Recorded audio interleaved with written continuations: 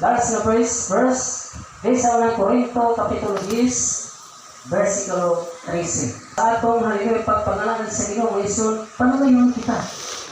Sulayon diyon kita mga ison. Sama sa bulawan, ang proseso sa bulawan mga ison sa ning makuha mga minamahal. Sulugon pa siya o kalayo. Silaban, mga ison, haleluya, palagnayon ko mga ison ang katungyan karawan. Luyo sa mga pagsulay, luyo sa pagsilap, mga ison sa bulawan mga minamahal.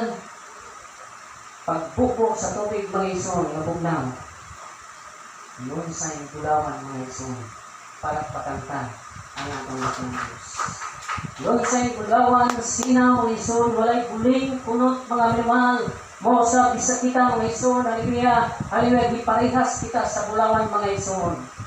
Adunay mga pagsulay mga ison, haleluya, mga panulay mga ison, na dili mo hisabtan, grabe mga minamahal ng mga balatian, problema nga moabot kanimo mga ison, from sa Ginoo sa Ginoo. Sa 13, usbon ko sa pagbasa, walay bisan unsa nga mga panulay moabot kanimo kung dili kadto nga maantos sa tao, palakpakan ta ang ating dating Diyos. Naalala yung mga ison, haleluya, panahon sa mga pagsulay mga ison, haleluya, unsay giingon sa Ginoo mga ison, haleluya, ana ang mga minamahal, kadto ra day maantos nato.